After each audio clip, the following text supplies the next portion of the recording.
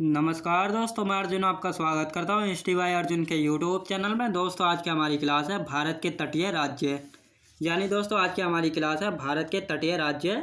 तो दोस्तों वीडियो को अंत तक जरूर देखना ताकि सभी क्वेश्चन जो आपको आसानी से याद हो जाएं। साथ ही दोस्तों अगर आप हमारे चैनल पर पहली बार आएँ तो हमारे चैनल को भी सब्सक्राइब कर लीजिएगा, साथ ही बेल आइकन को प्रेस कर लीजिएगा ताकि हमारे आने वाले वीडियो का नोटिफिकेशन आप तक पहुँचता रहे। चलिए दोस्तों वीडियो को स्टार्ट करते हैं। आज की हमारी क्लास है भारत के तटीय राज्य, यानी भारत के तटीय राज्य कौन कौन से, तो आज की क्लास में उनके बारे में जानेंगे।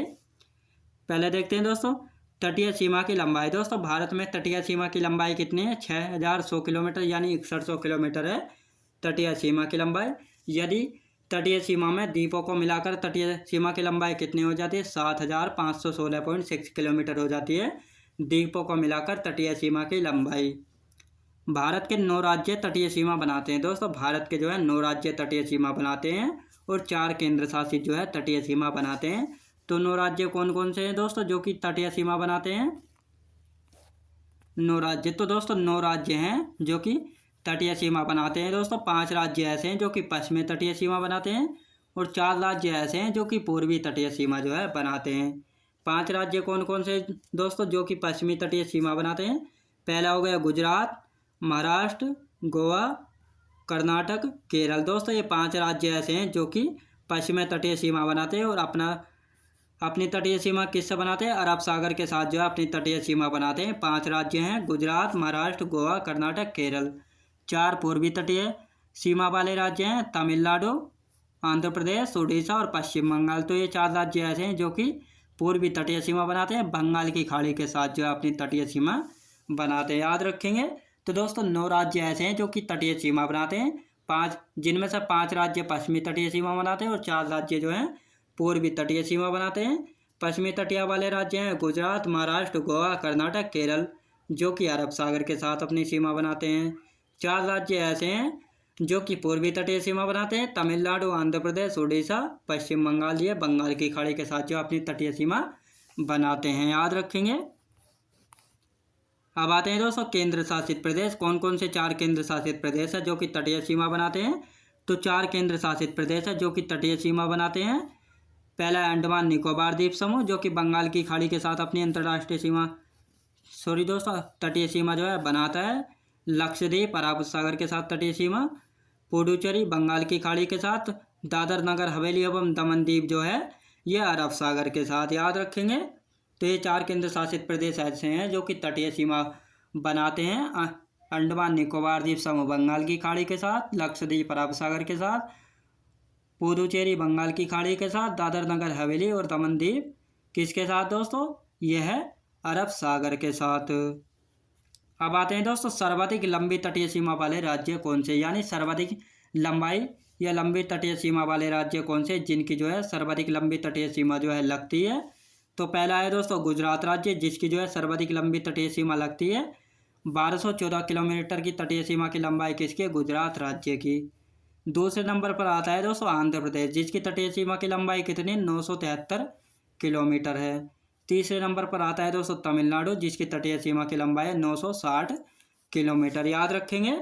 तो सर्वाधिक तटीय यानी सर्वाधिक लंबी तटीय सीमा वाले 3 राज्य हैं। पहला है गुजरात जिसकी तटीय सीमा की लंबाई है 1214 किलोमीटर। दूसरे नंबर पर आता है आंध्र प्रदेश जिसकी तटीय सीमा की लंबाई कितनी है दोस्तों? 973 किलोमीटर है। तीसरे नंबर पर आता है दोस्तों तमिलनाडु जिसकी तटीय सीमा की लंबाई कितनी है? 960 किलोमीटर है। याद रखेंगे।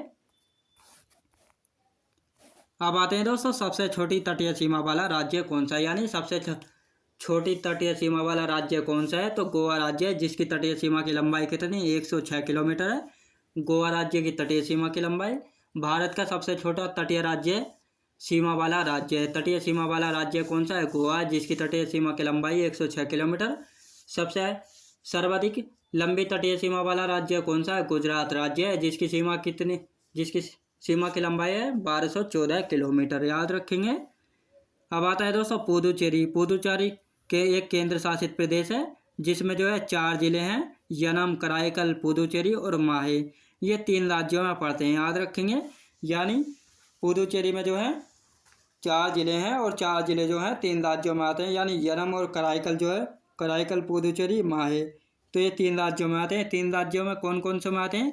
यानाम जो है आंध्र प्रदेश में आता है। ये किसका जिला है दोस्तों? पुदुचेरी का। कराईकल तमिलनाडु में और पुदुचेरी भी तमिलनाडु में, और माहे जो है केरल में आता है, यानी अरब सागर के पश्चिमी तट पर। याद रखेंगे दोस्तों, अरब सागर के पश्चिमी तट पर याद रखेंगे। तो ये 4 जिले हैं पुदुचेरी के, जो कि 3 राज्यों में जो है पड़ते हैं। यानाम आंध्र प्रदेश में, कराईकल तमिलनाडु में, पुदुचेरी तमिलनाडु में और माहे केरल में पड़ता है। याद रखेंगे। अब आते हैं दोस्तों भारत का जल क्षेत्र। भारत का जल क्षेत्र कितना है? यानी भारत का जल क्षेत्र के लिए जो है, यानी सभी देशों की जल क्षेत्र के लिए जो है एक संयुक्त राष्ट्र समुद्री कानून संधि हुई थी 1982 में। यानी समुद्री जल के लिए जो है एक कानून आया था, United Nations convention on law of sea, यानी एक कानून जो है आया था, जिसमें समुद्री मील की दूरी जो है नॉटिकल मील में मापी जाती है। एक नॉटिकल मील कितना होता है दोस्तों? 1.852 किलोमीटर होता है, यानी 1852 मीटर का होता है एक नॉटिकल मील, जिससे जो है समुद्र की दूरी मापने के काम आता है नॉटिकल मील। याद रखेंगे। अब नॉटिकल मील।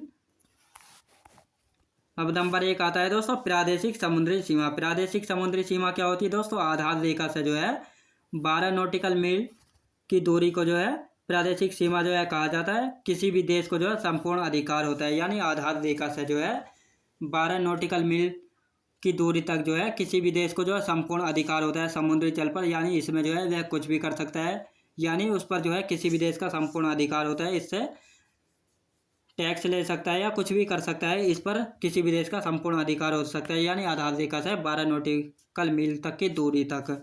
दूसरा नंबर आता है दोस्तों संलग्न क्षेत्र। संलग्न क्षेत्र में क्या है दोस्तों? यह आधार रेखा से जो है 24 नॉटिकल मील तक की दूरी को संलग्न क्षेत्र जो है कहा जाता है। यहाँ से सीमा शुल्क, साफ सफाई और प्रदूषण के नियंत्रण और वित्तीय अधिकार प्राप्त होते हैं किसी भी देश को। याद रखेंगे।